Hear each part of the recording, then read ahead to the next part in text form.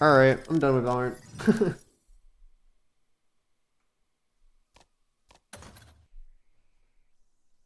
Are scrims or ranked more fun for you? I like scrims a lot and I like playing, but I don't like. It's one of the reasons why I don't stream as much anymore too. Like. I don't really like ranked. It's bad. You can't. It's way different playing in a team setting, and just the game feels different. It feels different when you're playing with a team. You know what I mean? I would just consider like ranked is literally just,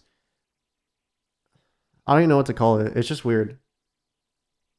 It's more of just practicing being self-sufficient and expecting to play retake 24/7.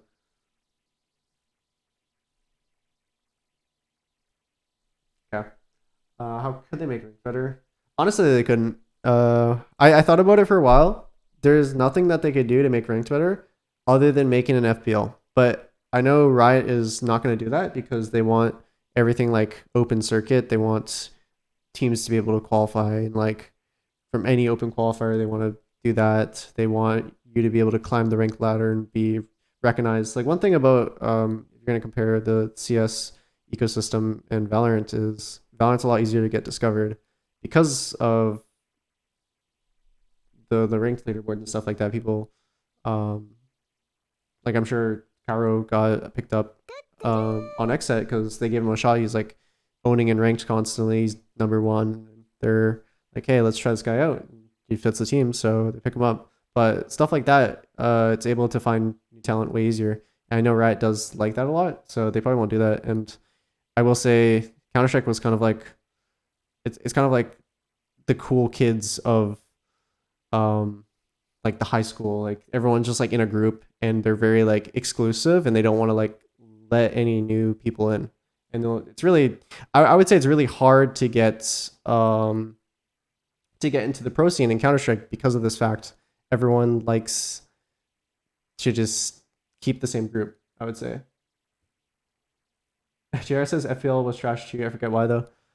To a degree, I do agree with that because there was certain players that would literally int, like they would do the ranked stuff. They would just run around and they would hard int, like basically they go 30-0 or they go 0-30, like kind of like that. It's like if you're playing Yasuo in League, I'll make a League reference. It's basically Yasuo mid lane. He either goes like 0-11 or goes 11-0 and just slays. So there were some players in FPL that would just completely ruin the experience in that degree. But I'm sure there's been days actually where I I used to play FPL like really. So I was really good friends with the FPL admin, and so I know I would constantly complain about it just because it was frustrating to kind of try to practice some stuff and try to play normal and try to like play more like Counter-Strike, for example. But the players would piss me off to the extent that I started playing more stupid on purpose, and it was working. You know what's crazy? I won way more games doing that. And then the admin came back to me. He said, Tyson, you have to stop what you're doing right now. Like you are a menace. Like I was thinking to myself, what is the worst play I can make right now? And I would do it and it would work every single time. But obviously you don't want to do that. But that was just me like tilted, and that's why I did that.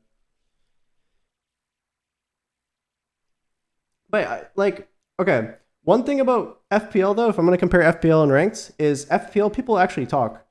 Like people will communicate and they'll do stuff relatively correct, and you can kind of see it like in like the Smeek Cup, for example. That's kind of like what you would expect from a team. They're talking, they're communicating, they're saying, oh, this is open. Oh, let me help you. Oh, come help me. Stuff like that. What is FPL? It was kind of like a league in CS that was exclusive for pro players to just kind of like play 10 mins. But I don't. It's hard to think about. I actually tried seeing if I could do anything or like organize like a hub for people to be in, but I don't think Riot would sanction like a hub with a prize pool. I think prize pool makes people try harder, and obviously people just don't want to play for like nothing. I mean, there's a lot of I feel like there's a lot of pro players that don't play the game outside of practice. I'll say that's like a big thing. How many hours do you play a day? If I'm scrimming, I'll play like 5 hours a day. If I'm not scrimming, like it depends. It really depends what mood I'm in. Cause I will get frustrated from ranked if I'm just like trying to do something, and it's more of like you won't see me react as much in ranked too. It's just cause I don't really care about ranked. I obviously I play to win, but in the end of the day, like the way I see it is if I lose in ranked, I'm just like whatever. Like that's how I normally play, and that's why actually I don't ever try to go for number one anymore. Because when I used to go for a number one on the rankings, it would tilt the shit out of me. Like absolutely, I'd get so frustrated. And there's like one way to tilt me. There's only one way to tilt me, and is if I ask for someone to do something, or I ask for help or something, and someone just completely ignores me, or they just don't do it on purpose. Like that's one way to tilt me really bad. So if I'm like, hey, can you come throw a flash here? And then the dude's just like looking at a wall, or like Astra smoke, and he doesn't smoke at all, then that would tell me. And that's why I don't really make the same comms I do when I'm playing ranked and streaming. I just kind of like vibe and talk to chat. The stream sniping doesn't get to me as much. I don't really care. I mean, it's what people want to stream snipe. Thank you, Nick Hatami, for the sub. Like the way I see it, thank you Expo a lot for the 5 gifted. There's like 2 types of people that stream snipe. So there's like one people that just like want to shit disturb, and they want to look at the VOD after and be like, haha, big funny. I knifed this guy because I got through all the timings and I knew exactly where to go, and I went past this PC utility because I knew exactly where it was. There's like that kind of guy, and then there's the other guy that's like really super tryhard that wants to like get noticed in the pro scene, and then they end up like wanting it too bad and trying to like get some advantage by watching. I'd say like that's 2 different types. I would say that probably more prevalent the shit disturbers, but there is like a select few people that will do that. And the way I see it, it's like, okay, like go have your fun. And on the other hand, if they want to snipe and climb the leaderboards that way, I mean, if you're going to try out for your team for the first time and you rely on sniping, you're going to play like shit and nobody's going to pick you up. That's the cold truth. But I mean, like, it's how people view it. It's competitive integrity. And if you don't have competitive integrity and you want to cheat, then go for it. Like, do you. Now, one thing though,